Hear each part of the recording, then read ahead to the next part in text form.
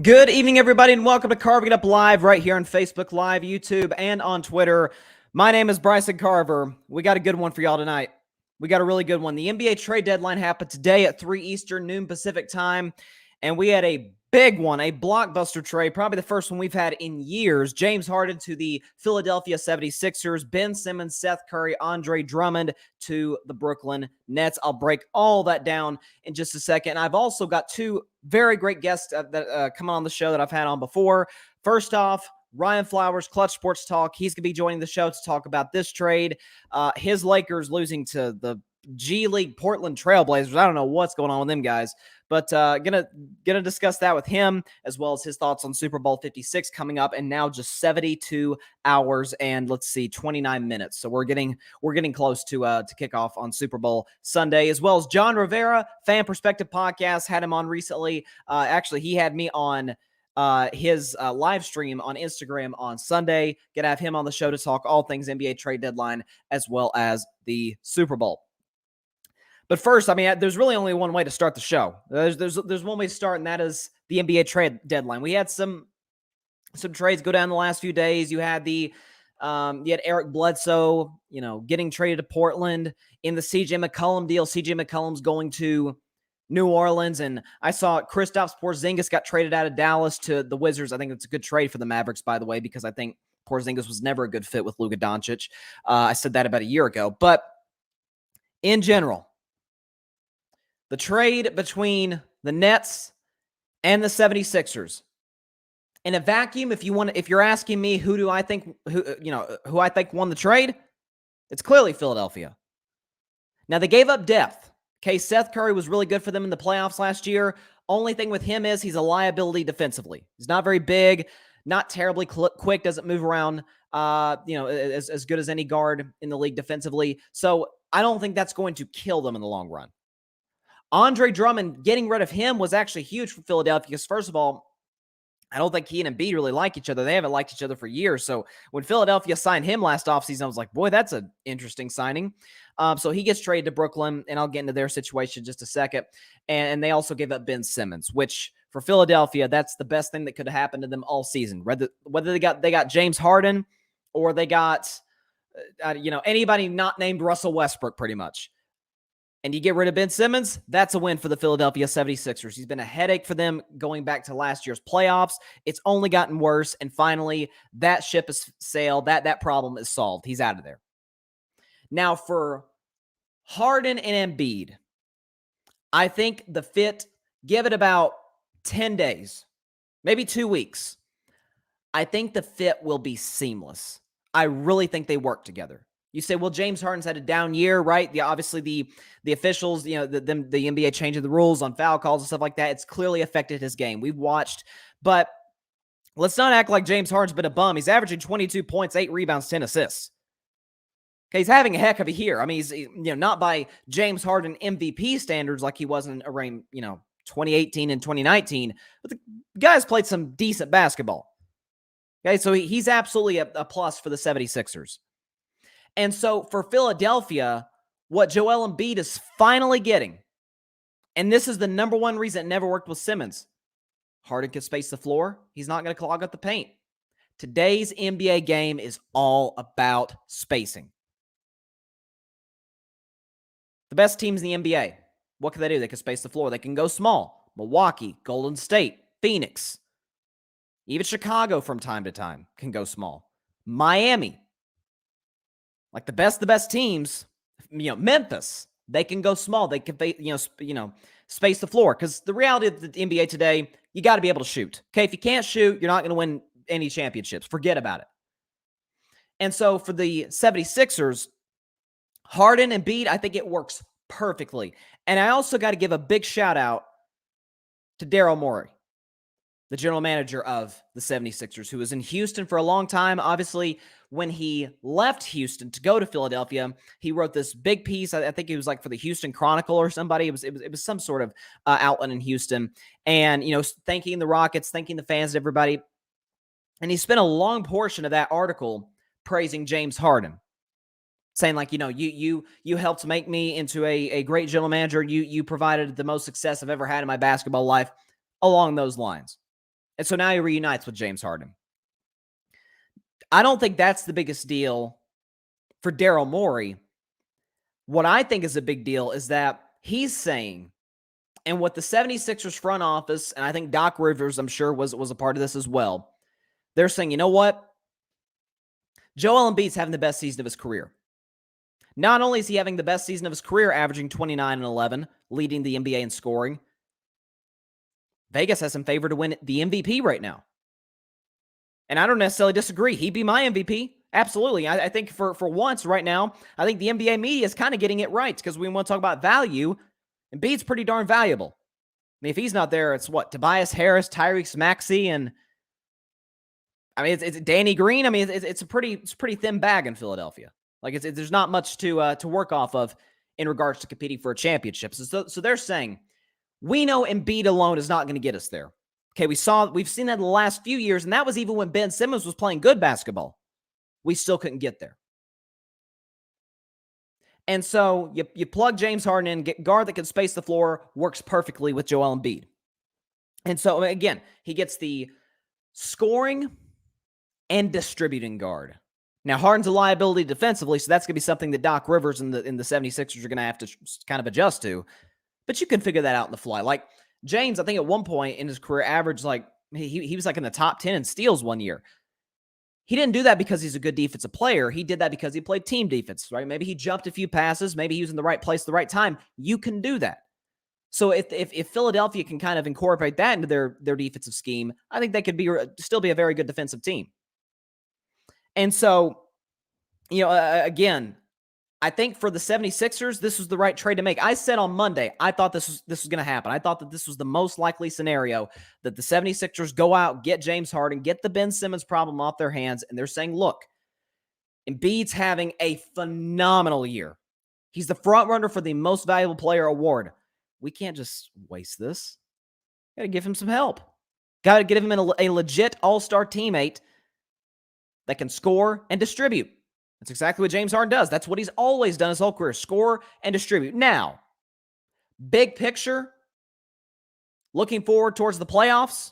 I don't know where Philadelphia is going to be. I think they're around like the 5 seed or something right now. I think they're still in the top 5 seeds in the Eastern Conference. But let's see where they're at. Yep, they're right at the 5 seed in the East, 2.5 games back of the 1 seed. I still have my doubts about James Harden in the playoffs. That hasn't changed. Okay, I mean, what is there to go off of in regards to being optimistic about James come April, mid to late April and May? Not much. So I think that's going to be the downfall of Philadelphia, as it was the downfall of the Rockets for years, and partly the downfall of the Nets last year, along with other variables. Speaking of the Nets, let me transition to them, because at the end of the day, I said on my show a year ago, I said I hated this trade for Harden. And you look now, you say hindsight's 2020, but I said at the time, yes, James is better than anybody that Brooklyn gave up, clearly.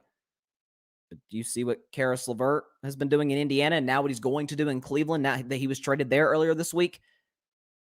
Do you see what Jared Allen is doing in Cleveland? Heck, some argued he was an all-star. I heard Draymond Green say the other day on his podcast, he said, I think Jared Allen should have been an all-star. You can make that argument. And Brooklyn lost both of those guys. So they lost their depth. Now you could say, well, they get a true big man in Drummond. Okay, but we saw what happened to the Lakers last year. It didn't work. Okay, Andre Drummond has never been a key big man on a good basketball team. Like a not even a championship team, but like a team that can maybe win a series or two in the playoffs. Big picture, though, for the big three. I know a lot of people have been saying, well, the Nets only played 16 games together. Who knows what they could have been? And I only got one response for y'all. I guess we'll never know. At the end of the day, it was never bound to work, ever.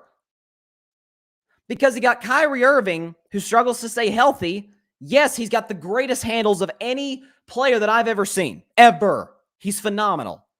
Kevin Durant I've said on the show, how many times have I said this? Kevin Durant is the most gifted scorer I've ever seen, and I think there's ever been in NBA history. He can do it all. I don't even have enough time to get into what he can do with the basketball in his hands. James Harden, not terribly far behind KD. He's in the top 10 without a question in terms of scores in NBA history.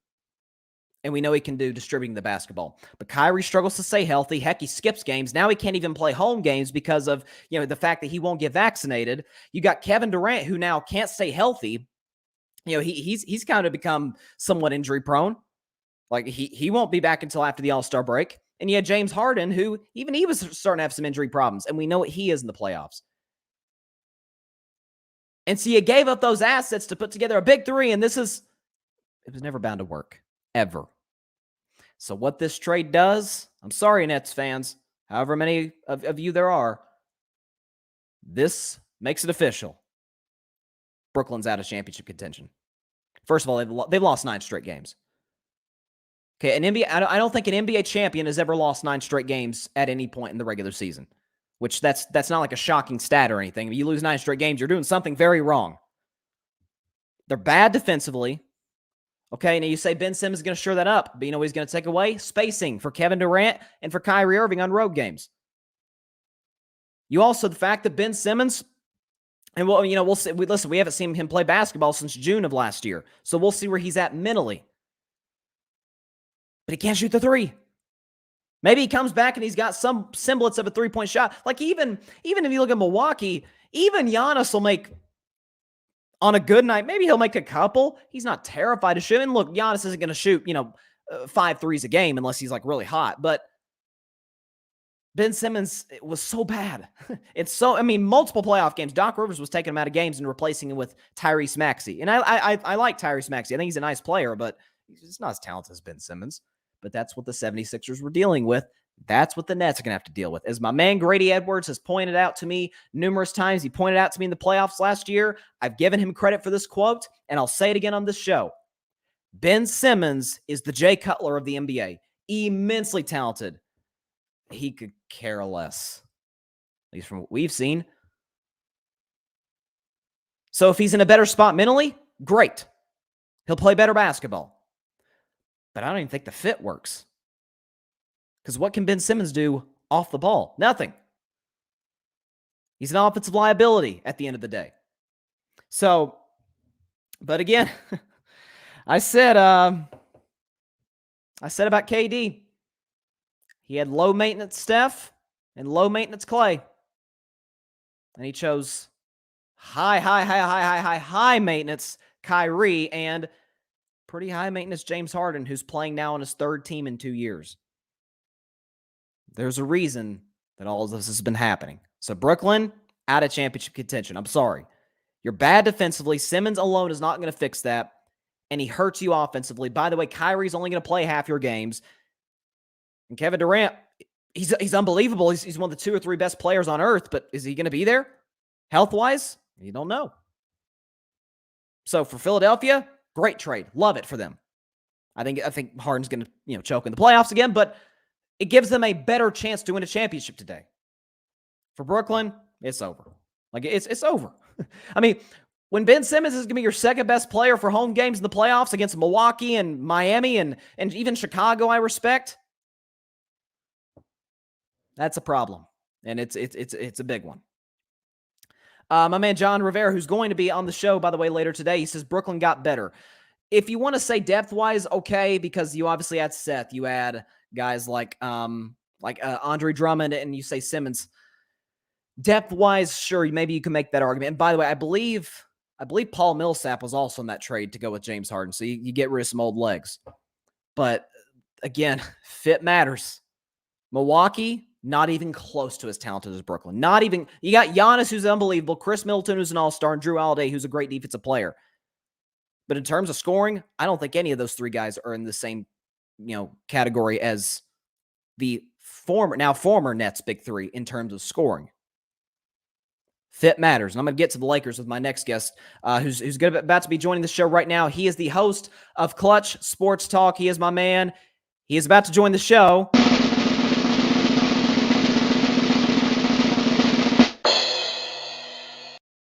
Ryan Flowers is joining. Hey! How you doing, my man? Man, I'm busy, man. But hey, thanks for having me on, man. I know it's a big week, Super Bowl. You got the trades that you were talking about. But I'm glad to be here, but just super busy today. I feel you, man. Listen. This is the craziest time of year in terms of the NFL season. It's Super Right. Bowl week.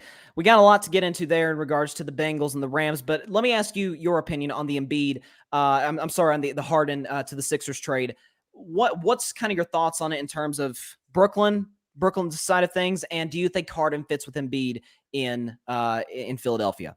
Right. So, if you go back the history, the last 10 years with the Brooklyn Nets, like they've gone out their way to try to make splashes, right? You go back to the Kevin Garnett, Paul Pierce type of what you call it, the deal that they had for that didn't amount to anything.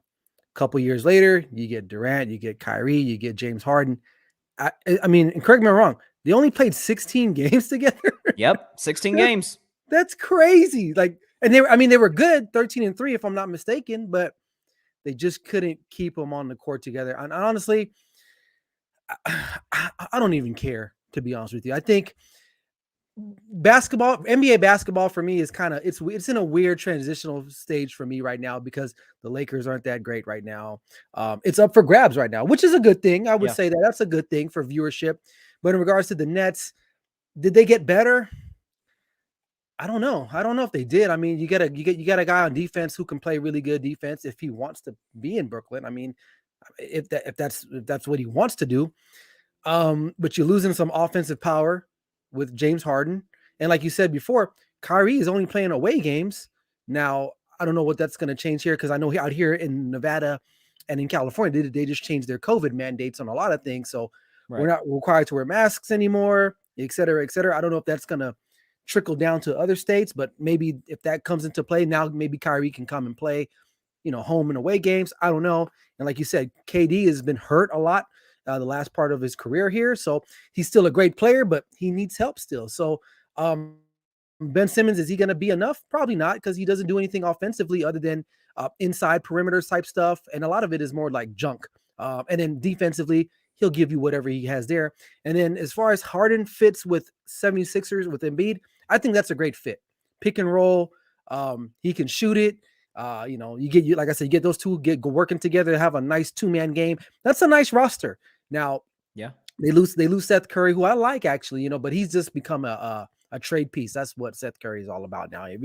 He's but I think at the end of it, if I had to grade who won or lost the trade, I guess I would go with the Sixers. I guess they won it because they upgraded somewhere that they needed to upgrade. Now they have two legitimate superstars. With Ben Simmons, you kind of had to me, he's not a great superstar. No, not at all. He's not transcendent like that. He's a good player, but he's not transcendent. Embiid is probably the best big man in the game. And then you pair him with one of the best shooting guards, or at least one of the best scorers in the game ever. We'll see how it goes. Now on the defensive side, I don't know how they're going to lack, but we'll see when they play against really well-coached teams like Milwaukee. So don't sleep on Milwaukee still. I mean, I think even though the Sixers have this new duo, they don't have chemistry yet. And so will they be able to develop that chemistry between now and the playoff time? So I mean, I'm with you. I think Milwaukee's still the favorite to come out of the East quietly. And listen, they're not a high-profile franchise. It's a small market. Giannis is kind of like Steph, kind of like Jimmy Butler. They're low-maintenance stars. Right. And so I think Milwaukee's flying under the radar, but they're playing great basketball right now. And they did some things on Tuesday night to your team, the Lakers, who lost to the G League Portland Trailblazers, the junior varsity Portland Trailblazers. I'm just going to step back. I want your full opinions on what the heck happened last night. Because, listen, well, before I let you go, let me just make this comment. I love LeBron. He's one of my favorite players. Right, and you first guessed this, and I've kind of beaten on this drum, but not as much as you have. LeBron's a great player. He is an awful general manager. Awful. Yes. Just tell me what you got to say. I mean, so listen, okay. Like what you just said, I'm piggybacking on what you say. LeBron is a great player. He's doing a lot this year. He's trying to will this team to victories, as he should, because it's part of his fault why they are what they are now, right? It's his fault. It's Pelinka's fault. It's Jeannie Buss's fault. First of all, how do you revoke Jerry West's tickets? Like, he's the logo. I heard about that. League. Like, come on. Like, he's the logo, and he's a mainstay in your franchise. He helped bring championships to your organization when your dad was around, right? So he should always have a lifetime card. He'll always be a Laker. I know he went to Golden State, did some stuff there. I know he worked with the Clippers organization, but still, Jerry West is a Laker. Okay, besides that, this team is constructed like mostly all LeBron's teams are constructed. He picks guys that he likes, right? Or he thinks maybe they might be able to offer something, but a lot of them are on the end of their careers. Carmelo, love him, great player, Hall of Famer, but he's not giving us anything. Trevor Ariza, maybe like 10 years ago when he was a Laker the first time, maybe, right? Who else we got? Dwight Howard, really? I think JaVale McGee is a lot better than Dwight Howard at this point. Russell Westbrook, that's the biggest one. We didn't move him, which I knew that wasn't going to happen because who wants his contract? And hell, who wants him? Honestly, I mean, who wants Russell Westbrook and his contract and his play at this point? AD, where are you at? You know, I think I was on your show a couple weeks ago, about a month ago, and AD, really? He's coming back from injury. He's not the same guy, man. A lot of these guys LeBron gets, and they're pretty much at I want to say at the end of their career. At least AD should be in his prime, right? It's fair to say he should be in his prime. But the problem with AD is he's always hurt, and you don't have the drive. I could just see it like you said, how do they lose to Portland? They got rid of one of their second best players, CJ McCollum, and they still beat you with AD. Did AD play? Yeah, I believe he played. He did. Didn't play well. LeBron played. So it's like, how does that happen? You know, and then you want to put it on the coach, which, okay, I get it. He has some culpability in that too. But it starts with the ownership. Jeannie Buss inherited this team from her brother, who did a terrible job himself. She just was lucky enough to land LeBron. If you don't have LeBron, the Lakers are like in this abyss of NBA seasons. But we forget that because they won the championship, a year ago? So, or however was it? Well, yeah, that was last year. About a year and a half ago. A year and a half ago. We forget that. But this team is terrible. And they're 9th right now, I believe, or maybe 10th in the 9th. I said at the beginning of the season, this is a playing team. When I watch Golden State and I watch Phoenix and I watch the Bucks play, maybe they don't have the superstars like Giannis is a superstar. I give you that, right? But to me, the Suns, they don't have like a superstar. Devin Booker is a budding superstar. I feel like he's good. He's not at a LeBron level. Like, okay, you know what I mean? Like, you know what I mean? Like, yeah. Golden State, okay, obviously they got Curry, right? But they play really good team ball. Those three teams I mentioned, man, they move the basketball. They're not stagnant. They play really good defense, and they have great coaching. And honestly, the Lakers have none of those. And people were upset because I'm following Laker threads everywhere on social media, and they're like, "Why do we trade?" There's no one to trade. Nobody wants our old players. I mean, Stanley Johnson is probably one of the most shining spots we've had in the last month. And he was a guy that was working at Costco or wherever he was at before. You know, Michael Kidd-Gilchrist, he's on and off. Like when he's good, he's good. And then when he's not good, he's like, well, where was he at? You know, you check the stat line. THT, he's our new Kyle Kuzma. He was supposed to be the guy, right? Or someone that we look forward to having on the team. And now it's kind of like, he's all right. He'll be trade bait probably next year if LeBron decides to stay. Or, you know what I mean? So this team will look different again next season as well. And you can't do that. You have to have some continuity. And that's why I can appreciate what the Phoenix Suns, the Golden State Warriors, the Milwaukee Bucks, they have continuity. They're not just going in and saying, oh, I want this guy, this guy, this guy. On paper, the Lakers should have the best team in the league, right? On paper, if you look at the names, but the play on the court does not reflect that. So that's all I got. No, and by the way, and Grady was telling me this the other day. He says in the comments, Jose Calderon right now is a better NBA player than Westbrook, and he's not even in the league. He says, I'm dead serious with that too. I mean, that's it's been a while, by the way, since I've heard that name, Jose Calderon. But I mean, at the end of the day, I said the day it happened. I mean, I remember going on the show. It was like 30 minutes after the Westbrook trade happened. I said, this is a horrible fit. Can't space the floor. He's bad defensively. Can't shoot. He's bad off the bill. He can't shoot. There's nothing about defense anymore either. Like, that's what I'm saying. That's what I'm saying. He's lost. And so just, I mean, for the Lakers, like you said, I totally agree with you when you said that, you know, who they going to trade. Maybe some bad team out there would have taken THT just because he's young. Right. But outside of that, I mean, we're talking Kent Bazemore and Wayne Ellington's getting DMPs and DeAndre Jordan. I mean, this is, listen, I'm not going to go to bad basketball team. Like bad as Orlando. But I mean, this is This looks like a play-in team. This is bad for the Lakers because they are the Okay. Lakers. Like Orlando, we don't care about Orlando. Like, who cares? Like, I don't think people in Orlando care about Orlando Magic. Right? You ever watch their games? It's like no one cares, right? But it's the Lakers, and we don't look at the Lakers shouldn't be seen like that. You know what I mean? Yeah. It's like when you see your superhero, you don't want to see him weak and all decrepitated. Like, they're the Lakers. Like, they shouldn't be ninth in the West. It means there are 8 other teams better than the Lakers? Come on, like, no. You didn't mean to tell me Dallas is better. The Nuggets are better, like, and they have LeBron and AD. There's no way. But I guess in this metaverse, they are. They're a 9th seeded team in the NBA, and they suck. They completely suck. And first of all, I mean, Ryan, I'm looking at the Western Conference standings. The Timberwolves are bad. I've watched some of the Timberwolves games. Yeah, that's a decent basketball team. They should not be better than the Lakers. Right. The Clippers are beat up without Kawhi, who hasn't played all year. Paul George has been out for a month, and they've jumped on the standings. And so, but you brought up something that I've talked to other Lakers fans about, and listen, it's just the reality of it. No LeBron, this team's irrelevant. This team is literally if they have Anthony Davis, this team is irrelevant. Right, we saw what happened. He's irrelevant. He's not a great. People want to peg him as a really good big man. He once was, or it could be the Kevin Love syndrome. And what I mean by that is that he was really good on a bad team, right? Because you look at the Pelicans, they're kind of still the same. Like they haven't improved. They haven't gotten any better, really. They're the same team. He comes to LA, he wins a championship. Why is he winning a championship? Because they caught lightning in a bottle. LeBron was hot. They got lucky. Well, not lucky, but they caught a break with COVID. They play in the bubble. They win. After that, it's like Anthony Davis is a solid player, but I compare him. I'm starting to compare him now to more of a Kevin Love, who has had a great career. Don't mind you. You know what I mean? He was tough in Minnesota. I'm surprised he's still in Cleveland, but hey, he's still there. He's doing a good job over there. He's a reputable basketball player in the National Basketball Association. And to me, that's what AD is going to be. Because like you said, if LeBron decides to just retire after this year, which I don't know if that's a possibility or not, that's it. The Lakers are going to be back to mediocrity, which, I mean, they're there now.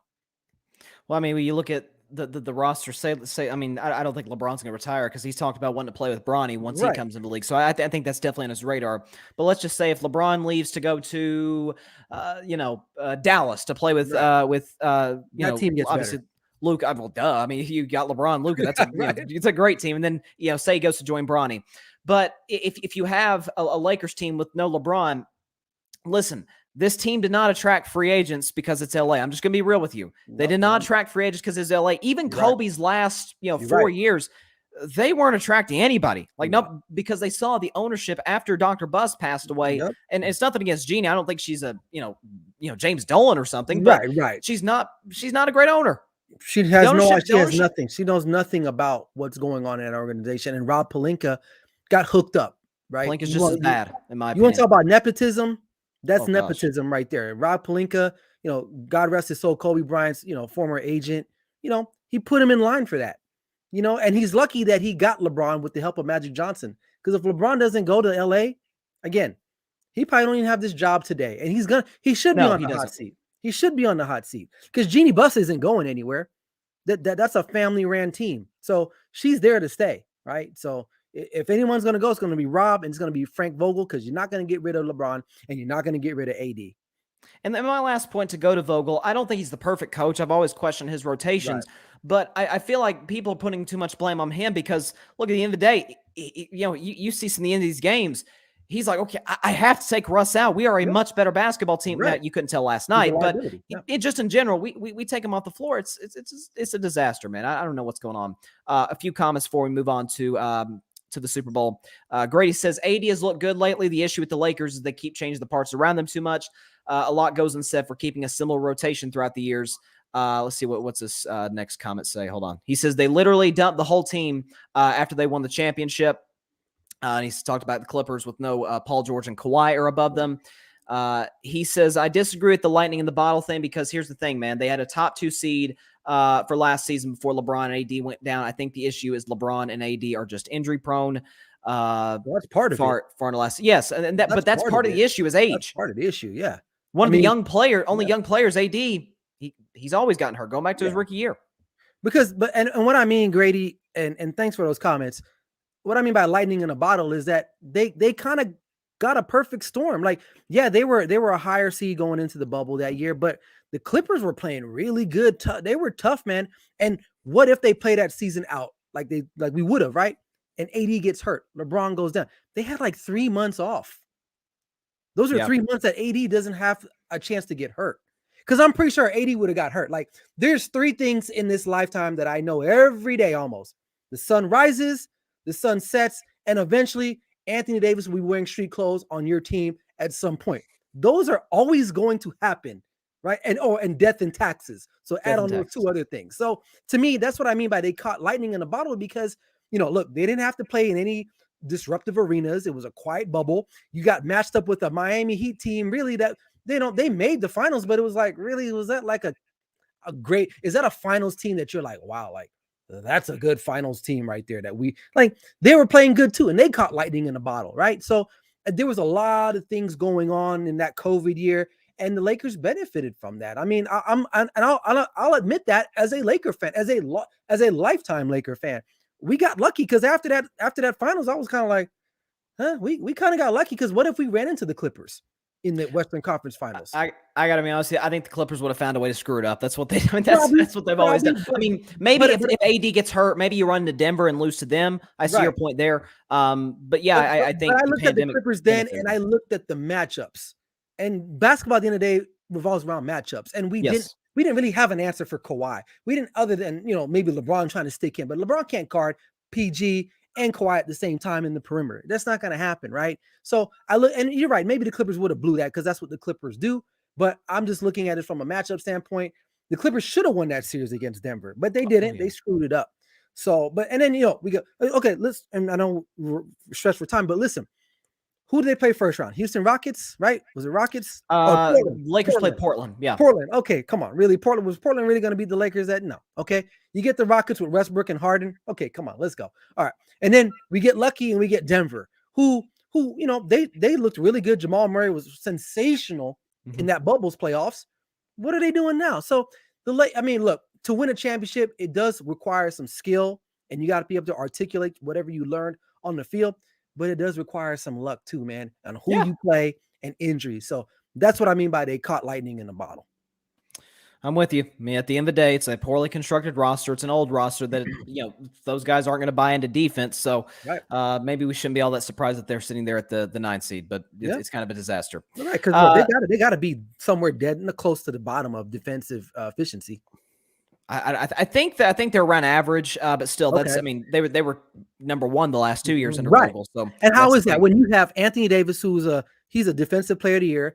Dwight Howard was a defensive player of the year at one point in his career. You know what I mean? Dwight Howard won 3 straight, actually. 3 straight. See, there you go. It's like, then LeBron used to play defense. He was a really gritty defender his younger days. Now he's more so like, whatever. Right. It's a mess. disaster. It's a mess. Let's move on to the Super Bowl. Let's move on to some good teams. Let's do it. Let's talk about, baby. Who day? Oh, so I can already tell. I'm not going to ask you your prediction until the very end, but let's talk about those Bengals, because this has to be one of the most improbable runs I've ever seen. Even the fact, yes, they won the division, all that, and we've had some kind of Cinderella teams. You think about those 2 New York Giants teams, in 2007 and 2011. You think about the Steelers as the 6th seed going on to win the Super Bowl. Baltimore went from a wild card team. Packers in 2010. We've had a lot, but when you look at the Bengals, I thought about this the other day. I told my guest Mike Guido on Monday. I said I looked at all 32 rosters in the league, and maybe I'm selling them a little short, but I don't think so. Definitely the Bengals got the worst roster in their division. That's not arguable. I think they got the 24th best roster in football. I mean, I don't think it's obviously Joe Burrow is just out of this world. So is Jamar Chase, and I really like Joe Mixon. But T. Higgins, jump ball guy, doesn't do much else. Tyler Boyd's a nice slot receiver. And defensively, they're kind of hit and miss. Obviously, they got Awuzie, who's a former Cowboy, and you got Hubbard, and you got Hendrickson, and you got some of those big boys down low. But for Joe Burrow to get the Bengals to the Super Bowl, to me, is just it's mind blowing. To go through, obviously the Raiders, who were kind of Cinderella story in themselves, and they were hot, and they were very hot. And you go through the 1 seed Titans, you beat Kansas City on the road down 21-3. In this Super Bowl, I mean, to me, what just tears me apart for Joe Burrow's sake is you've got one of the worst offensive lines, if not the worst offensive line in the league. You were sacked more than any quarterback in football, and you didn't play one of those games. Right. And your offensive line's got to go against Aaron Donald, Von Miller, Leonard Floyd, all these guys. How do you think the Bengals will operate offensively in terms of just holding serve, just trying to keep their quarterback alive back there so he can make plays to his playmakers on the outside? Well, Zach Taylor definitely has his work cut out for him. This is going to be the best front they've seen, I would say. The Chiefs have a really good front too. They get after it as well. But it boils down, and you're right. I agree with your statements about their talent, right? You look at their roster and it's like, well, nothing sticks out to you, right? Other than Joe Burrow and maybe Jamar Chase, right? But coaching, man, plays a big part in the National Football League. And I'll admit it, man. I've admitted on my show the last couple of weeks, like, I did not think Zach Taylor was this good. I didn't think Joe Burrow was this good. I didn't think Jamar Chase was going to be this good. The way he was dropping balls at the beginning of the season and preseason, right? But then you look at all that, and then you look at the Titans game where he got sacked like 1 billion times, and they still win that game. I'm not going to doubt this team. Joe Burrow and Zach Taylor, at least Joe Burrow, Joe Burrow has this Tom Brady feel to me. That's why I'm kind of riding him right now, where you feel like you should bet against them. He's like, nah, man, I'm the Tiger King, not the guy that's in jail. I'm the real Tiger King, right? Yeah. And so in regards to the matchup on Sunday, it's going to be a hell of a matchup because you got Aaron Donald, you got Floyd, they got some guys on that defense, man, that get after it, right? But if Zach Taylor has proven, at least this season, he can coach in this league, they'll be ready to go. And Joe Burrow is so cool. I don't think he'll bat an eye. And that's saying a lot because you're going against Aaron Donald, who's arguably the best defensive player in the last 15, 20 years outside of Lawrence Taylor, guys like that, Reggie White, right? He's that good, right? Right. But you're right. But collectively, then they're maybe not as talented as the Rams because the Rams got a lot of marquee guys. I mean, you look at the Rams roster, it's Hall of Famers on literally every level if you want to look at that. And the Bengals don't have that right now, but it's coaching. It's coaching, their scheme. They can run the football when they need to run the football. You look at that Chiefs game, they couldn't get the running game going early on in the first half. They go in the locker room, they figure some things out. Joe Mixon runs loose the second half, right? And they crawl their way back into that game. If you would have told me the Bengals and Chiefs at half, or was it like 21-3 or something at that point, if you had told me, I would have been like, lights out. Chiefs got that in the bag, right? That's no way. And they're at home. And the fact that they answered back with like 18, 20-something points unanswered, that sold me right there on Joe Burrow that I was like, he's the dude. He's the dude. So I like their chances. I like their chances on Sunday. And I don't think a lot of people are going to give them a lot of a shot, but I'm not going to, I trust him more than I trust Matthew Stafford. Yeah, I would probably agree with you there. And I think, and I'm trying to look the line here. They've lowered the Vegas line. It was like 4.5. Rams minus 4.5 like 2 weeks ago. Now it's Rams minus 3.5. So that's about right. It's probably by kickoff. It's probably going to be a pick 'em. It's probably going to be a 3-point spread. And it should be. Absolutely. I mean, usually is in the Super Bowl, but and you make some good points about Zach Taylor. My thing about Zach Taylor is, and I'll give him credit because he's certainly done a better job than I thought he could do. Yeah, but. To his credit, he's been sort of the anti-Mike McCarthy. He just hasn't screwed it up, right? He hasn't made a call. Even Sean McVay, who obviously, is as good as they come. Coach. Even he's met like those 2 challenges in the NFC Championship game. I'm like, what are you doing, coach? I mean, yeah, right. So that happens. But, you bring up the Tom Brady aspect of it. And to me, this is where they're the most similar. Yep. When Joe, and there's other quarterbacks like this, but Joe Burrow, sort of is the perfect example of this. When he walks in that locker room, there is not one player. Yeah. There's not one coach in that Bengals locker room that thinks they have any chance of losing. Yeah. No. If you got number 9 in there, we're going to win. Yeah. It's as simple as that. So, yeah. And obviously he's got the what do you say? I got I make too much money to wear these fake diamonds or something like that. Oh yeah, right. He's cool, man. He's cool, man. He's got the swagger. He's got everything you want in a franchise quarterback. So, but again, I might have to convert, man. If the Cowboys don't do nothing next year, I might have to be a Bengals fan. Like, hey, Bryson, I'm not lying to you, man, because I'm tired, dude. I'm tired. How is the Bengals in the Super Bowl after not even making the playoffs last year, and their quarterback is coming off an ACL. And we lose the first round of the playoffs, man. That's ownership. That's leadership. And that's nothing the Cowboys have at this point. Nope. Well, actually, I would not say. I don't think Mike Brown's the greatest owner in Cincinnati. But he stepped back. He doesn't make a lot of those decisions anymore the way he used to. And that's what fair. Jerry needs to follow suit. You look at the Rooneys. They own the Steelers, but they're not in the mix like that. You know, then you look at what's going on with New York and the Maras. They're still involved. They're in the mix. And guess what? Their team sucks too. So, hey, billionaires, I get it. You guys are smart. You made your money. You're billionaires. I'm not. You know more than me. But figure this out. Back away because your teams won't win because you don't know football the way other guys know football. Dang. But you know Jerry Jones is never going to do that, right? He's going to have to die. And I don't wish anyone to die. Like, I'm not, I'm a Christian. Right. I'm not going to be here wishing on anyone to die. But it's kind of like, you know what I mean? Like, what's going to happen? What's going to happen? It's a disaster. It's a disaster. But kudos to the teams kudos to the teams that made the conference championships as well, too. The Niners did not have a great season to start with. You know, they battled back coaching again, leadership. And Kyle Shanahan's brilliant. Kyle Shanahan's brilliant. You know, questionable stuff. You know, he always gets into these situations, but still to get that team ready to go, using your best players, right? You know, Kellen Moore, you'll probably never see the show, but use your guys. It's not hard. Football is very simple. Protect your quarterback, get after their quarterback, and give the ball to your best guys. And that's it, man. Everything else is irrelevant at that point. And the teams that are in the Super Bowl today or on Sunday, they do those things. And they do it very well. You look at Cooper Kupp down the stretch of that NFC Championship game. Who they get the ball to? Cooper Kupp.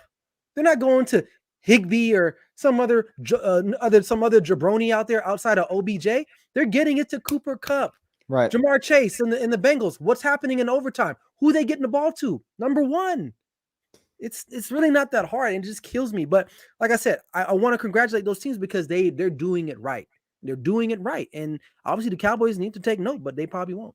No, they won. And listen, both of us were just incensed after Brian Flores got fired. But man, I was crossing my fingers that Kellen Moore got the job. I was really hoping that was, but no, it didn't happen. Let's move on to the Rams, and then I'll ask your prediction. Sure. This has kind of been a question, and I've thought about it a lot, and I'm not real sure. Okay. If the Los Angeles Rams win the Super Bowl, and let's say Matthew Stafford plays well, he doesn't have to play like I remember he played a Week 3 game against Tampa where he was just unbelievable. Right. If he plays well, let's say he wins Super Bowl MVP, is he a Hall of Famer? Ooh, good question. I'm going to say no.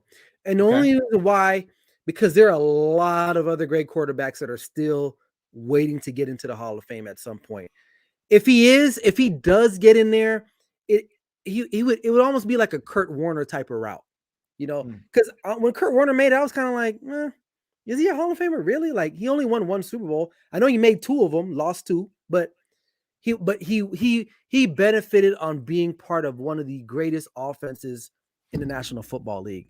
And so I think Matthew Stafford might be in that role. He will have the stats to match it, right? There's no question about that because he played in Detroit for so long. Is he a Hall of Famer? I don't know, man. He honestly, now that I think about it, he may have a chance because you're right. There's only 32 quarterbacks that play. You know, how many of those guys are going to be Hall of Famers? Eventually, if he does win the Super Bowl, will it be enough? Me, I don't think he should be, but I wouldn't be like, oh my God, I'm surprised if he did make a Hall of Fame or got into the Hall of Fame. So I'm going to say no, but I think there's a group of people out there that would say he is a Hall of Famer. So, I mean, I think there's arguments on both sides. Listen, if I had a vote, and listen, we're going way down the road here. But if I had to vote today, Matthew Stafford throws for 300 yards, 3 touchdowns, he's going to turn the ball. I think he's going to turn the ball over one time. Right. Let's say he goes for 300, 3 touchdowns, 1 pick, and the Rams win by 10. Right. Considering the fact that you look at the Detroit Lions today, and nobody doubted that Detroit played factor in Matthew Stafford's struggles there at times. Oh, yeah. I mean, they won 3 games this year, man. They're biting kneecaps. It's not a good team. It just doesn't work. But for the Rams, Obviously, he goes there to a place that Jared Goff got him to a Super Bowl, but Right. it would have been Matthew Stafford that would have taken them over the top. So, listen, it's a different ball game, but I think Absolutely. there's an argument to be made on both ends of that spectrum. All right, before we let you go, Sure. I got to get a Super Bowl prediction from you. And before I do, let me go and put this up. We've had one guest this week. It's Mike Guido. He took the Bengals to him. We got the Rams and Bengals columns over there. Mike Guido, said it's going to be a shootout. He said Bengals 35-31. Yeah, I can see that. I could see that too. Ryan Flowers, you are on the spot. Who are you picking to hoist the Lombardi Trophy in Super Bowl 56? I'm not going to even say anything. I'm going to do something, and let's see if you can guess what team I'm going for. I kind of made a little way on the way, but let's see. I don't have the prop with me, so I'm going to do my best. So bear with me, all right? This is for you old school people who know. All right, here we go. Inky Shuffle? Yeah. Who day, baby. You're going with the Bengals. The Bengals to win 42. Oh, wow. 35. 42-35. It's going to be a shootout. The Tiger King will come back into LA. Well, he never left, or he never went there. But I like him, man. Look, and I like the Rams. But I want to say this before I go. Yeah. Everyone is excited about this Jamar Chase, Jalen Ramsey matchup, which, okay, I get it. But people don't realize the Rams majority play a lot of zone, and Jalen Ramsey does not travel the field, so we may not see that matchup quite as often as we think we should. So keep that in mind. They move Jamar Chase around, and Jalen Ramsey does not line up on the best wide receiver more than half the time within their defensive scheme. So just a little tip there, note, because I was watching their film the last week, and I noticed that they play a lot of zone with Raheem Moore.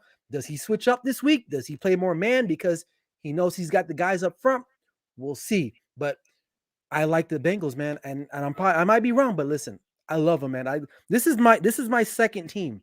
I think I've adopted them as my second team. So if they win a Super Bowl, you might catch me next time on your show with like a Bengals jersey. I ain't gonna even lie.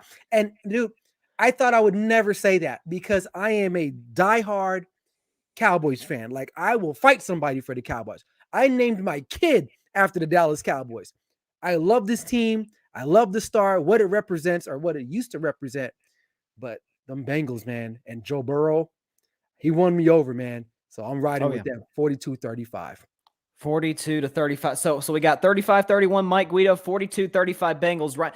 Listen, on that defense, if they put up 42, oh my goodness, that'll be something. It's a passing game, man. It's a passing league. And if you got good quarterbacks, I've seen really good defenses get torched. So you never know. We'll never know. It's gonna be fun. I can't wait, and we'll see. Again, I'm keeping tally of this to see how close my guests come to pick. But I got a question for you before I get out of here too. Yeah. What was your take on the Pro Bowl? Oh, I've always said I hate the Pro Bowl. I didn't even watch the Pro. But it felt like this year was like really terrible. Let me say the only good part about it, I'm not a huge fan of this guy, but the Mac Jones gritty was kind of nice. But that was good. Outside of that, here's my take on the Pro Bowl. Is obviously, they might as well call it two-hand touch football, and I get that. But it's gotten to a point, and I understand they don't want to hit each other. Right. I get it. You don't want somebody tearing their knee up and cost themselves a lot of money. But my thing is this: if you want to create some sort of, I don't know, skills, they got the skills competition that they do during the week, but it doesn't even have to be a 60-minute football game. Like, just create something that maybe gets the fans more into it. Because if at anything now, they might as well do a flag game. Honestly, if that's what we're doing, I think it'd be more interesting. It would be. I think it would be, honestly, and maybe get the linemen out there running routes or something. I don't know, but honestly, Alvin Kamara had more hits this weekend. I saw that. Right, you saw that. And I was like, and that's not. I'm not even capping. He probably did, unfortunately. So sad state of affairs for him. Hopefully, he can figure that out, and that whoever got hurt, man, rest up, man. So that sucks. But yeah, thanks for having me on, brother. I appreciate you, my man. Appreciate you. That was Ryan Flowers from Clutch Sports Talk, man. I can't wait to see how you are in the Super Bowl. You're doing the Inky Shuffle again. That's how you get out of there. UNLV, baby. Appreciate you. All right, man. That was Ryan Flowers of Clutch Sports Talk. He joined the show. He's always a great guest to have on. Listen, 42-35. Man, that would be that go down as one of the greatest Super Bowls ever, I think, if that were the case. But he makes some great points. And he was talking about the Raheem Morris running the defense that he runs, them playing his zone. Jalen Ramsey doesn't always, take the best receiver. And that's the thing is when you have the defense backs, think about Eric Weddle, by the way. Eric Weddle, came off his couch 4 weeks ago, and he led the Rams in tackles, I believe, last week. So obviously the Rams had the personnel to at least limit the Bengals offense. I think more so than the Chiefs do. But my thing is, and again, I'm not going to make my prediction until tomorrow.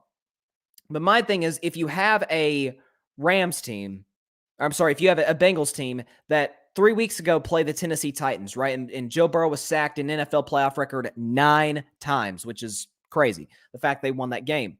And not to take any credit away from Joe, but that's Ryan Tannehill on the other side. Now, for those of you out there, I used to be kind of a part of the group that I'm about to mention, sort of the Matthew Stafford doubters out there, the people that pointed out the fact, well, he led the league in picks this year. Well, you add in that he had some stinkers in the regular season against the Ravens and the Seahawks and the 49ers in the last game of the season. And so that's going to be key for me watching this game is the Rams are going to get to Joe Burrow. I mean, I don't think there's any question about that. But on the Rams side, can they go toe-to-toe with Joe Burrow? Can Matthew Stafford make those plays down the field that gives them a shot to win the game? But listen, it's going to be fun, but I'll tell you, Super Bowl 56, we are okay, so it's 6:51 Eastern now, 3:51 Pacific, and obviously that game's going to start Pacific time out there in Los Angeles and Inglewood more specifically. But it's going to be a fun one. But before I get my next guest on, John Rivera, going to look more at the NBA trade deadline. I'm sorry, not the trade deadline, the Kyler Murray story. So I know that was kind of something that was in the news the last few days. And listen, Kyler Murray, for those of you that don't know, he unfollowed the Arizona Cardinals on Instagram, and he removed all Cardinals posts from his Instagram. So my take on it is this. He's of sort of the new generations of quarterback. He's, I don't know how old Kyler is, like 23, 24 years old, maybe something like that. So he's kind of somewhat in my generation, Gen Z. So this is maybe his way of doing it as opposed to, Russell Wilson openly on the Dan Patrick show a year ago, around this very time, expressing his frustrations with the Seattle Seahawks and what they were doing in terms of their offensive line and the personnel they were surrounding him with. And then you look at, obviously, Aaron Rodgers and he did more of a, I guess, passive-aggressive way, but he didn't say anything on social media. He didn't say much in interviews. My thing is this with Kyler Murray. He's a spectacular talent. I mean, you don't have to be a football expert. I'm not, to watch Kyler Murray and see this guy's ridiculous. Right? He's one of my favorite quarterbacks to use when I'm playing Madden. Right? I mean, he's as fast as any player in the field. He's got a rocket arm. He throws a beautiful football. He's accurate. But my thing is this with Kyler Murray. And while I place the Cardinals sort of collapse this year after starting 10-2, they had the number 1 seed, and then they proceeded to go, 1-5 down 1-4 down the stretch of the season. Cliff Kingsbury, to me, deserves the bulk of the blame for that. So does Kyler Murray. I mean, that playoff game, if the one play I think that sort of symbolizes the Cardinals' collapse this season was the playoff game against the Rams. Remember, they're down, I think it was 14-0 Rams, and they had pinned the Cardinals back and they're inside their own 5-yard line. And so Kyler's taking the snap from his own end zone. And I remember I'm watching the Manning cast because they're doing Peyton and Eli. By the way, congrats to Peyton and Eli. Their contracts with ESPN got extended to 2024, which I think is great for all of us as NFL fans because I thought they did a phenomenal job this year, and I'll continue to watch their broadcast because they're great. But the point is, it's Peyton and Eli. I remember I think Dwayne "The Rock" Johnson was their guest on there.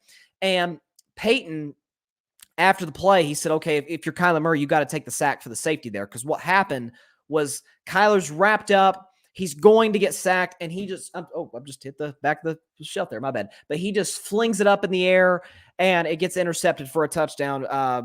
I forgot who it was that picked off the pass. But then there's 21-0 Rams. Like it was just kind of that was the game from there. Arizona's not coming back from down 21-0. But my thing is for Kyler, if you're going to take the stance, and look, I hope this isn't a situation where they're waiting to try and, they're going to pay him. Maybe they're not going to pay him, like sort of like the Dak situation a couple of years ago. Arizona needs to pay Kyler. He's phenomenal. But I wonder if this is the best way to go about it. That's my only thing. So, and it looks to Kyler Murray's credit, the Cardinals have improved their wins every single year in his 3 years in the NFL since he got there. I think they won 4 games in 2019, 8 games a year ago, and then this season they won 11. So they've gone up pretty substantially every season. So if that trajectory continues, maybe they'll be a championship contender in the next 2 years. But I just wondered if that was the right way to go about it if you're Kyler, as opposed to the Russell Wilson route. That's my only thing. But we got another guest coming on Carving Up Live. He is the host of the Fan Perspective podcast.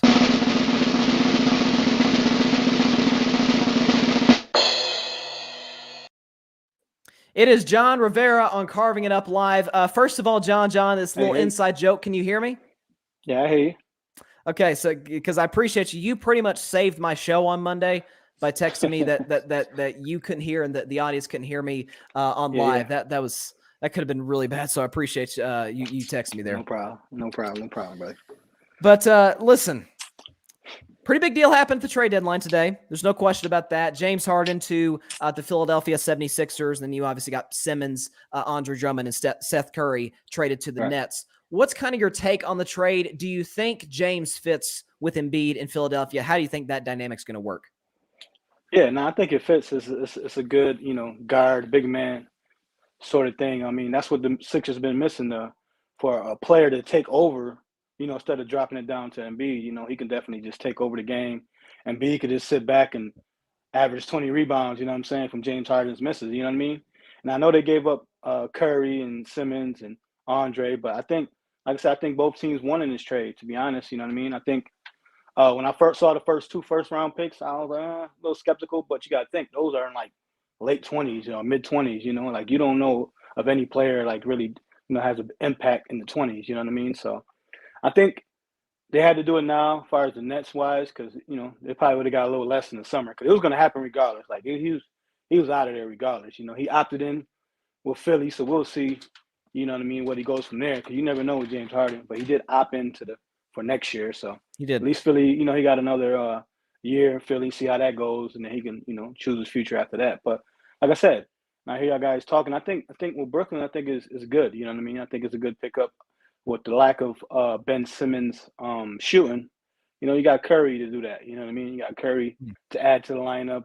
Well, Joe Harris was supposed to bring there, but he's injured right now, so Curry could fill in from Ben lack of shooting.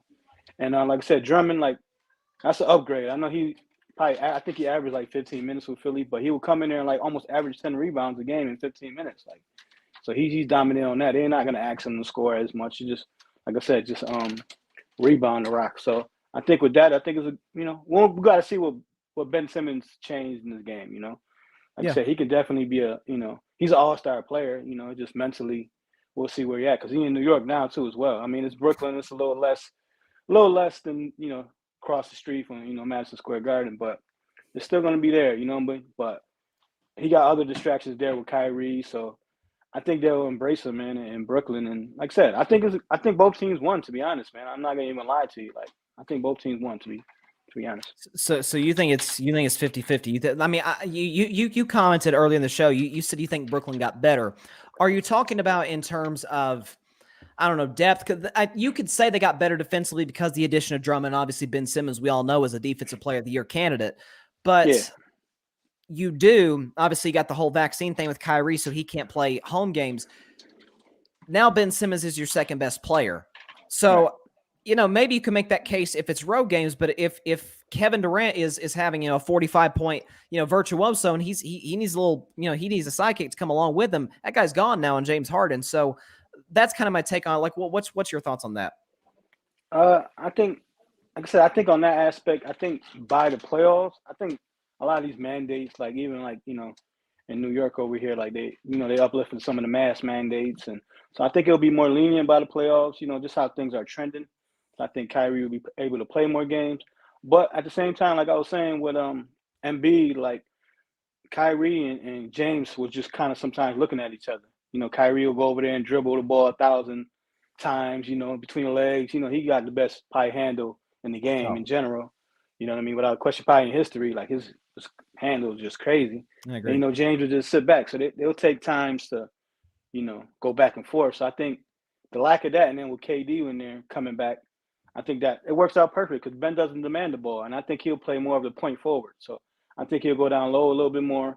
You know, you got to think those are 10 12 between KD and Simmons, man. Those 6'10", 7-footers almost down there, you know. And Ben is you know, like I said, he averaged almost a triple-double, close to triple-double. You know, 16 points, 9 rebounds, like 7 assists, 8 assists. So I think it works. I think it complements, Brooklyn better, to be honest. Like, far as fit-wise, I mean, Harden obviously is a greater player. Like, anybody would want Harden, but as far as me saying, I would say Brooklyn won. Like I said, it is an overall depth thing. Because if you have Ben Simmons, you know, like I said, running the point forward, so they probably plug him in at the power forward, you know, on pencil. Yeah. Then Kyrie at the point, Steph at the 2. Then, like I said, Durant at the 3. And then you can bring Drummond, you know, to start the game, and then let the veteran, you know, Aldridge, you know, finish the game. So I think, like I said, depth overall, I think they got better because you added, you know, 3 players basically for one, to be honest, and because Millsap was just added. Millsap, he wasn't doing much. I heard rumors that he was asking to be traded. He's like, I'm not getting any minutes or whatever. So that was just kind of like, here you go, you know. And Philly, you know, do the same thing like they did with Drummond, give him 10 to 15 minutes, veteran presence over there. And like I said, for Philly, you got to think Ben wasn't playing, so you're at the 5th seed without Ben Simmons. Yeah. So to me, honestly, like, you're giving up Steph and Drummond and 2 first-round picks for Harden. To me, if you look at it, you know what I mean? Because like I said, Simmons hasn't played all year. So if you look at it that way, like I said, both teams won. In the long run, it just with the bigger picture though, to me is, as I said, like I said, there's rumblings even in Brooklyn. Like, does Kyrie leave? Does KD was already had rumblings? Does he leave? So Brooklyn might just be Ben Simmons, man, and the other 2 are just gonna get out of it. That's the foreseen future, man. I can see. Like I said, I can see KD just coming to try it, and then he's probably like Harden did, like, nah, I'm not feeling this, you know. And KD and Kyrie are a little cooler, you know what I mean? So I think they'll probably try it another year, like next year. But after that, I think they'll both weigh their options because they got, like, player options to get out of there. So Ben Simmons might be this lone star in Brooklyn, man, in 2 years. Sad but true, you know what I mean? That would be crazy. I mean, and listen, my take on the big 3 Nets, I said last year, because they gave up, and this is not hindsight, I said this a year ago when they gave up Karis LeVert and Jared Allen, who now are teammates in Cleveland. And you look at what Jared Allen's done, and Karis LeVert is an excellent scorer. You gave up some serious depth in terms of, obviously, you had the rim protection or the rim protector in Jared Allen. You had the score in LeVert to maybe take a little bit of pressure off KD and Kyrie. And, you know, they only played 16 games together in like a year and a half. So, you know, you could. There's no question the Nets lost that trade badly. Absolutely, because them players are better than, you know, like I said, overall wise, they're better. Like, I was mad at Houston that Houston out that trade. Houston took none of them players. No, they didn't. He went to Cleveland. He went to Indiana for Oladipo. Like, Houston was like, I want a total rebuild. I understand these guys are good, but they send them elsewhere. They send them elsewhere. So it's crazy on that aspect. That's why I'm scratching my head with Houston. But I understand the rebuild and what they're trying to do right now. But yeah, like you said, right now, looking at that trade, it's like, I did that, like you said, for half the season, for 16 games, playing together. And that's the sad part, too. Like, they literally played 16 games, and they're like, nah, this ain't working out. Like, Kyrie probably played, a couple games, if that. Like, you know what I mean? Like, it's crazy, man. Like, that's crazy. Like I said, when you got personalities like that, like, I understand people are stars. But when you got big personalities, when they're the alpha on their team. That's it. Like Russell in LA right now. Like, that's what's happening. I mean, he's getting some humble pie, and that's messing with him mentally. Like, Russ still athletically can go out there and still put numbers. But you don't need to do that now. You need to reinvent yourself, like I said in previous episodes. Like, you need to reinvent yourself. You need to just relax. You know what I mean? Like I said, Vogel needs to stagger the minutes in LA. I know I'm just rumbling off another subject, but, you know, it's all in one with the alpha. Actually, you're transitioning perfectly in what I was going to ask you next. So you're talking about Russell Westbrook, and quickly on that, you're talking about sort of reinventing yourself as a player. That's why I give Vince Carter a ton of credit. I mean, he's the greatest in-game dunker of all time. I mean, he was just, you know, out of this world. But once he reached around his mid-30s, once he was kind of playing in Dallas and Memphis, he said, okay, I'm going to reinvent myself. I'm going to become a spot-up shooter. And Vince Carter retired at, 42, 43 years old, and still was giving you productive minutes. So, but that's Russell Westbrook's biggest problem is his lack of self-awareness. Like that's always been kind of his issue in OKC, Houston, Washington, now LA. What's kind of your take? You like the Lakers a lot more than I did before the season started. You hated that I had them at the 5 seed. It's crazy. I thought I was being objective. I actually overestimated them in terms of where they're at right now. What's at the moment. Listen, do you see any path? I mean, as an optimist, as a guy who obviously loves Melo, is there any path you see that the Lakers could make any semblance of a run? Yeah, that's what I mean. Like the world is so fickle. Like in the aspect of if the Lakers go on a 4-game winning streak, they're back. You know what I'm saying? They lose 2 in a row, and Russ gets taken out in the fourth quarter of overtime. It's the end of the world. You know what I mean? Like you still have LeBron James over there. So like I said, man, they got LeBron James. I'm still gonna ride what my predictions was. Like I said, I know they're struggling right now. I know they're still trying to figure it out. I know it's mid-season, and so far it hasn't worked out. But like I said, when you got to play a team, in the playoffs, if they get in the tournament games though, then I'll be scared, to be honest. Because like I said, it ain't the next game. Like it's either win or go home. You know what I mean? So in the play-in. But if they get in the playoffs, man, like I said, I think they could beat any team just as far as experience. And like I said, you're slowing the game down, and you're playing the same team. So that's when I'll be afraid of the younger teams that, be a little afraid of the moment. So we'll see, man. Like I said, Russ just got to relax. I think they're going to make some type of move. I think Vogel might be probably out after the All-Star break just to shake something up, man. From the words that Russ said, "Oh, I wish I could help you if I was out there." Like that's a shot at Vogel. You know what I mean? Like that's literally a shot at Vogel. Like I wish I could help y'all, but I'm not out there. Like I'm good, I'm healthy, and LeBron is like, damn, I understand you are Westbrook, but we are functioning a little better without you. LeBron don't want to say that. LeBron is too cool, too mellow. You know what I'm saying? All pun intended in that one. And he's like, all right, you got it. But I bet you he's going to Genie Bus and them. I'm like, hey, man, listen, man.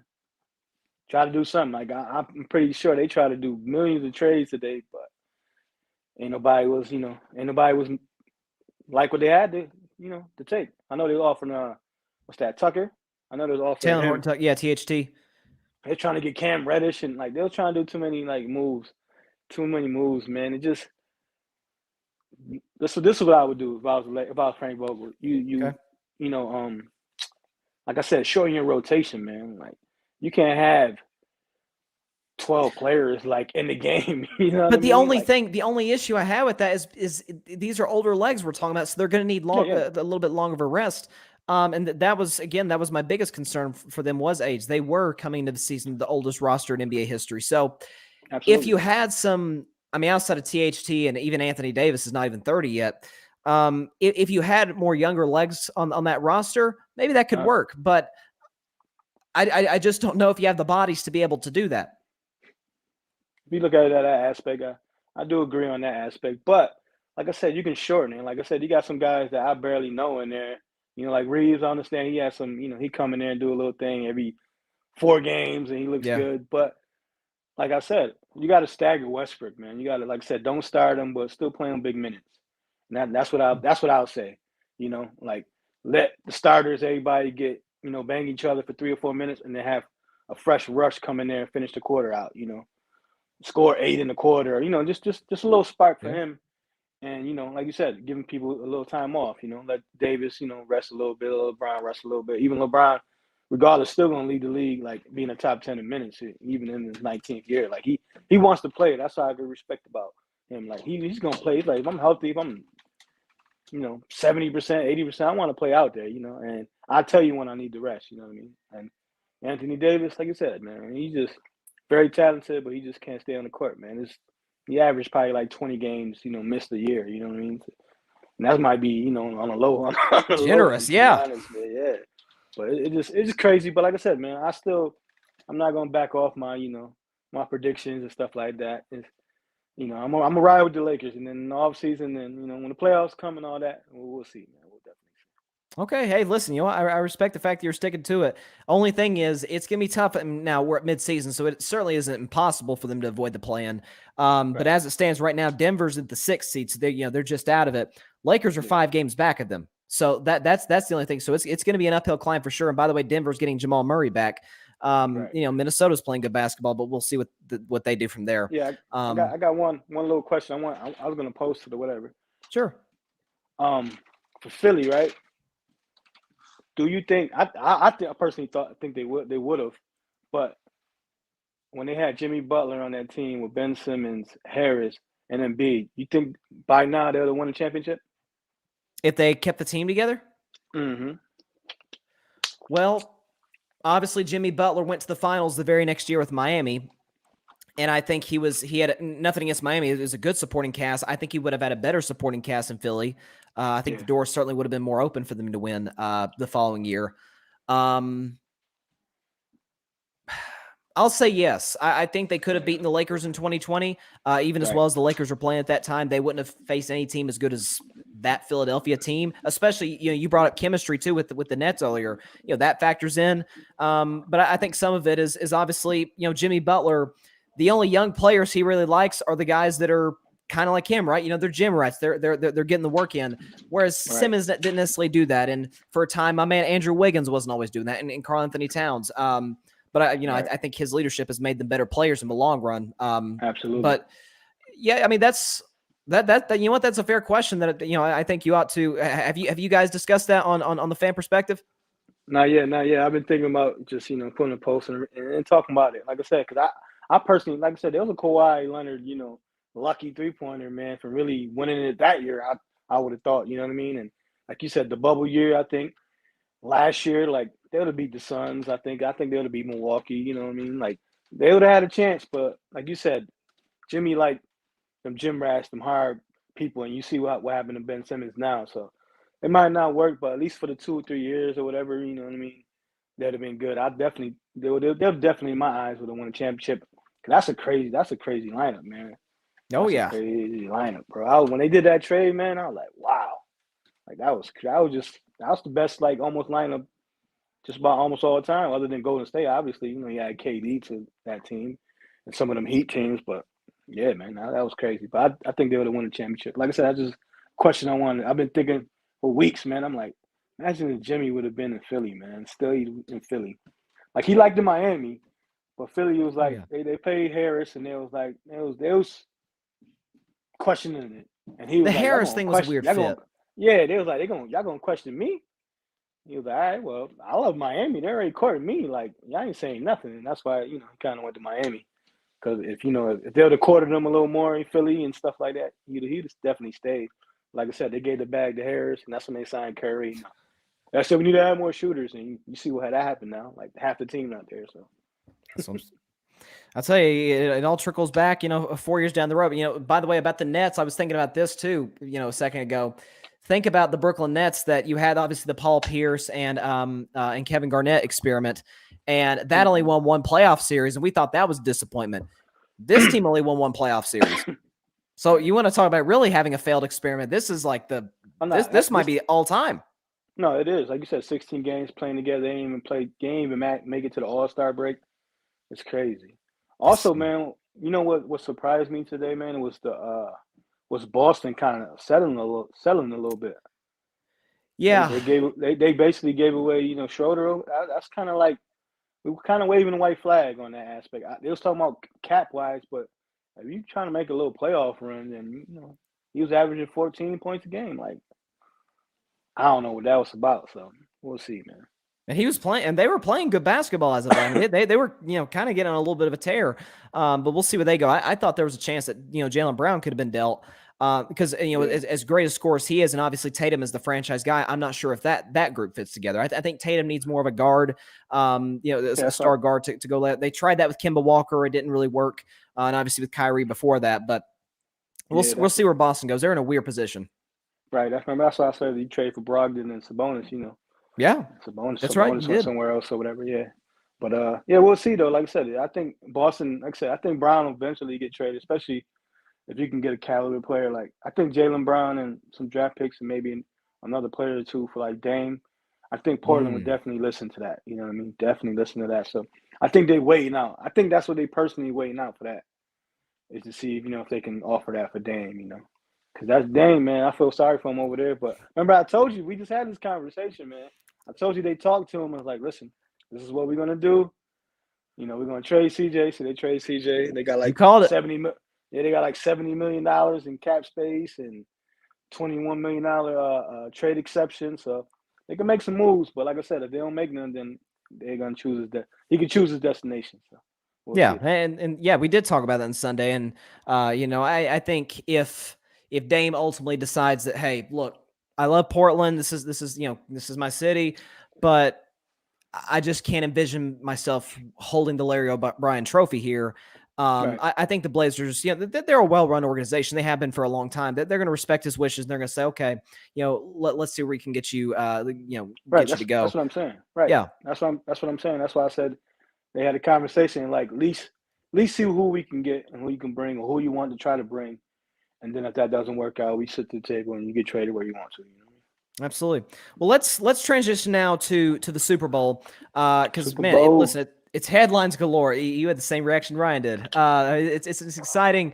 It's exciting week, man. It's you know, you got the media days, you got all the storylines and this and that, and you know what team's going to Disney World. I mean, it's just all this craziness. You know, the 7 days leading up to kickoff. But right. let me start in the Cincinnati aspect. What's, you know, we've and Ryan brought this up earlier, and you've heard it all week. The Joe Burrow comparisons to Tom Brady, it's sort of that swagger. And my takeaway was, you know, what Joe Burrow brings to the table that Tom also brought for you know a long time, certainly the vast majority of his career, is that when Joe Burrow walks in that Bengals locker room, there is not one guy that thinks they have any chance of losing. Like that's the Tom Brady effect that Joe Burrow brings, and obviously he's 3-0 in his postseason career. What's kind of your takeaway on that? Yeah, man. Like I said, Joe Cool. I call him Joe Cool, man, because he's just cool, man. Like he's been a winner wherever he went. Like I said, we talked about it on our podcast. Like you got to think, he only had one year as a starter. You know, LSU. He played, you know, behind, you know, Haskins and I think RJ Barrett was RJ Barrett. Oh my gosh, what was it? No, RJ Barrett was the basketball player from Duke. No, I'm tripping. But you know what I mean. JT Barrett. JT Barrett. JT Barrett. I know it was a Barrett. He was a good. I liked JT Barrett. Yeah. No. Ohio State quarterbacks are just not. They're athletic quarterbacks. But they're not gonna make it as a quarterback in the league, you know. But they're definitely athletic and talented. But you know, he sat over there. You know, he's third string, and he just waited his turn, man. And went to LSU. You saw what he did. Broke records there. Won a championship.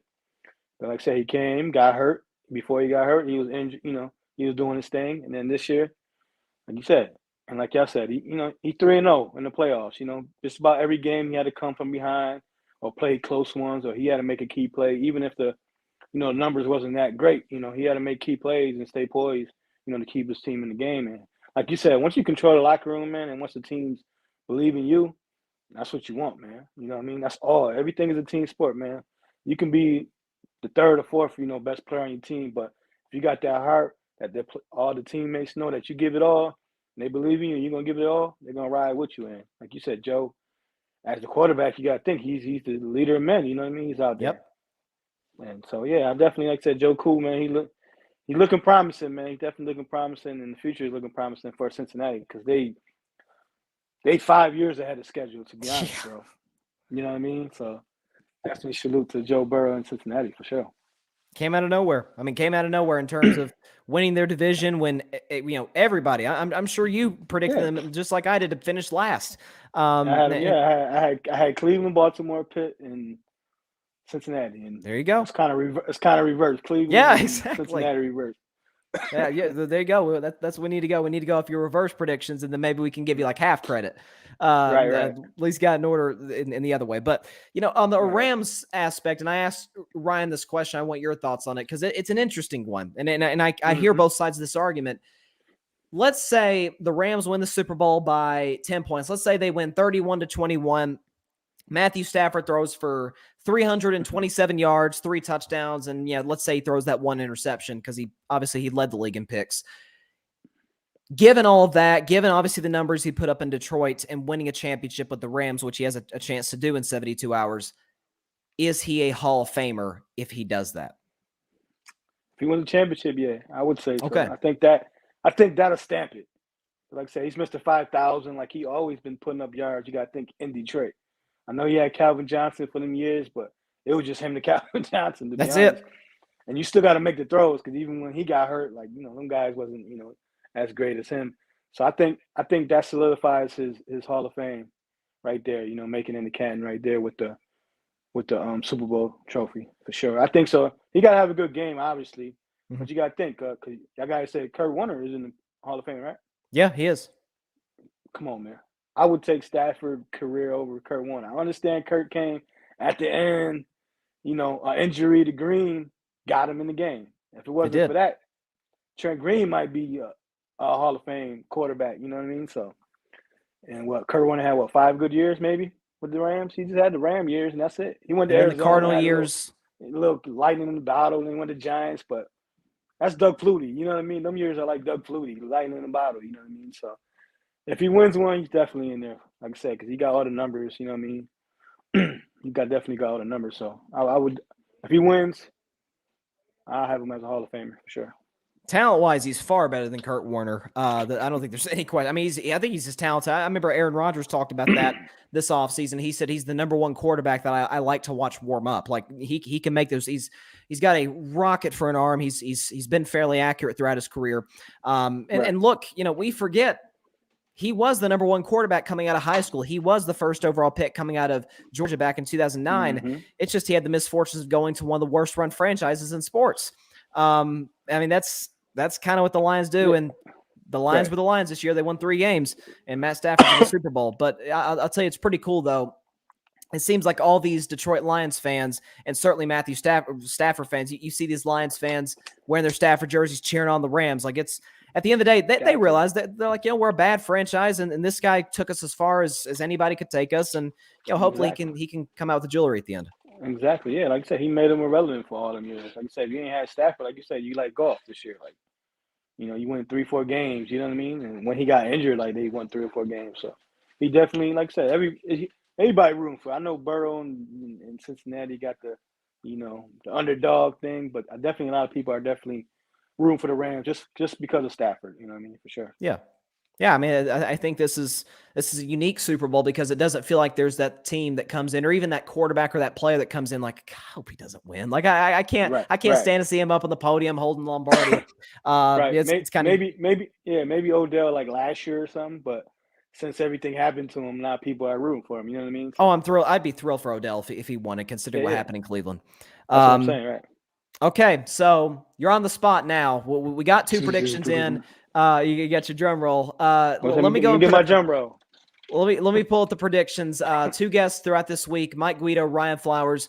Both guys, I got the little columns there. The Rams, Bengals. Mike Guido's got the Bengals in the highest scoring game, a shootout, 35-31. Ryan Flowers went above that. He said 42-35 Bengals. John Rivera, who are you taking to win Super Bowl 56, and what score do you have? I need a drum roll first, man. You gave Ryan the drum roll. Man. Oh, yeah. Let me get the drum roll real quick. I was a little jealous. I had to make sure.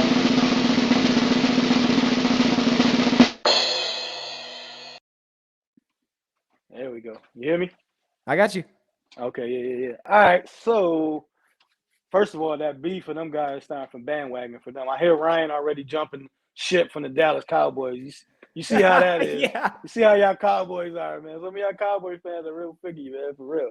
But like I said, man, you got a storybook. You got Joe Burrow. You got, going from worst to, to the Super Bowl and injuries and, winning 3 road games and, line going down and so with that being said, man, I'm taking the Rams, man, 31-21, man. If it'd be 31-24, maybe they get the field goal at the end to try to do the offsides to, try to score, get the ball and the score. But I got the Rams winning this game, man. I think the fairy tale ends, man. If it's a different score than that, the Rams might blow them out. But I like the Rams, man, to win the game. Just because on the defensive side, offense, I don't think is a problem, man. I think Stafford and them boys will definitely put some numbers up. Stafford, like you said, that 300 and 2 touchdowns, maybe 1 rushing, I predicted. I said 2 touchdowns, 1 rushing. You know what I mean? Because you got to think that last playoff game, he was rushing the ball. Like he was. He ain't seen none. He was rushing. So I think in the Super Bowl, I think he'll do that. I think Cincinnati will definitely try to put more pressure on him. and try to double up, Cup a little bit. So I think he'll have more time to, he's gonna have to run a little bit and make him a little more moves with his feet. Because Higbee is out, right? The tight end. I think he's not playing, right? I'm not 1,000% sure in his availability, but he very well could be. I think he sprained his MCL. Yeah. I think he's not playing or whatever. So that was, a big loss. But the back end came in. The backup came in and had 5 catches. So, you stick. Hey, you got to be ready. You know what I'm saying? When your time is up. So Absolutely. I think the game plan doesn't change. Cam Akers have a decent game. But like I said, I got like the Rams, man. Like I said, I know everybody's been, with the sweetheart, with the darling, with the I understand that. And inside me, I wouldn't be mad. Like I'm kind of rooting for the Bengals, but the realistic John, I'm gonna go and say the Rams, man, win by like I said, 10-7 or whatever, 10-7 points. You know what I mean? And if they smack them, I won't be surprised, to be honest. If they was to smack them, I wouldn't be surprised at all. But I'm going with the Rams, man, for sure. So, okay, I need a set final score, 31-24 or 31-21. I've got it written down here. Okay, I do 31-21. 31-21, right? So you're the only guy so far that A has picked the Rams and B has picked them to cover. The other guys would say, plus 3.5. Cincinnati, you've got Rams minus 3.5. And again, I think that line's probably going to move to 3. That's what I'm saying. The line been going. It started at 4.5. So yeah, like I said, everyone's rooting for the underdogs. I understand that, man. But now we're in the big dogs. You know what I mean? And the big dogs come to play. Like I said, Arizona, I think will be too much for him. I understand he got sacked all the many times and still pulled off the victory, but I think this defensive scheme, defense overall, I think will win this Super Bowl for sure. All right, so we got John picks the Rams, and Guido and Ryan got the Cincinnati Bengals. And listen, I think we're getting in for a great game. And I'm saving my prediction for tomorrow, but I think we're in for a great one. But John, love having you on the show. Appreciate you coming on, talk NBA trade deadline and the Super Bowl. There's a lot going on in sports, man. So I appreciate you coming on. Absolutely. Thank you for bringing me on again, man, for sure. Yes, sir. As John Rivera of the Fan Perspective Podcast, one half of the Fan Perspective Podcast, rather. But, that's there you go. He's the first guy to pick the Rams. And, he makes good points. Like, Matt Stafford never has been a running quarterback by any means, even in his younger days, back in Detroit, even coming out of Georgia, which part of that wasn't the NFL back in 2009. Like, today, you need your quarterbacks to be able to move around. They don't have to be Kyler Murray or Lamar Jackson or even Russell Wilson, but can they be a Trevor Lawrence? Trevor Lawrence ran for like a 60-something yard touchdown a couple of years ago against Ohio State. Outran some first-round defensive backs. So, you need to have that athleticism. I think Matthew Stafford, even later in his career, saying, I got to bring that to the table a little bit. So I think that factors in without a question. But it's going to be a good one. So we got 3 predictions in. So Guido's got 35-31 Bengals. Ryan's got 42-35 Bengals. That would be insane. I hope that happens.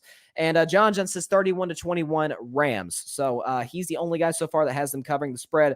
Before we go, I want to try and see if I can get this pulled up. I think the All-Star draft just happened between LeBron James and Kevin Durant. Let me see if I can pull that up. Just hang tight with me. Hold on. See if they've drafted. Okay. So for team Kevin Durant.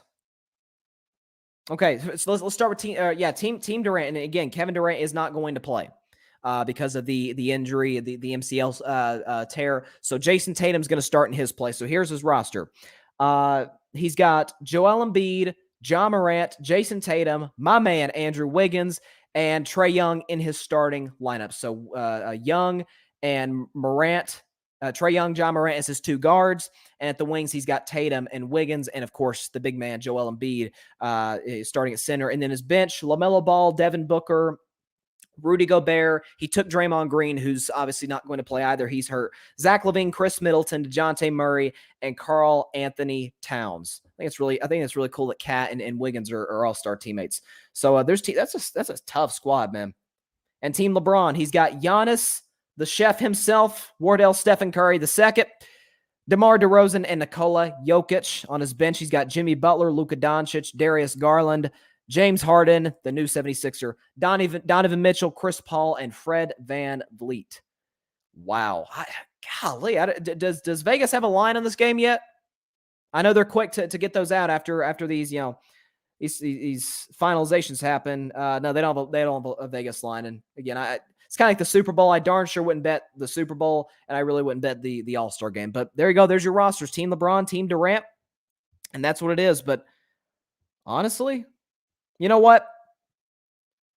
Right now, because All-Star game's about shooting, I would say Team LeBron is the advantage shooting. Obviously got Steph, but you got DeMar DeRozan, who's got a killer mid-range.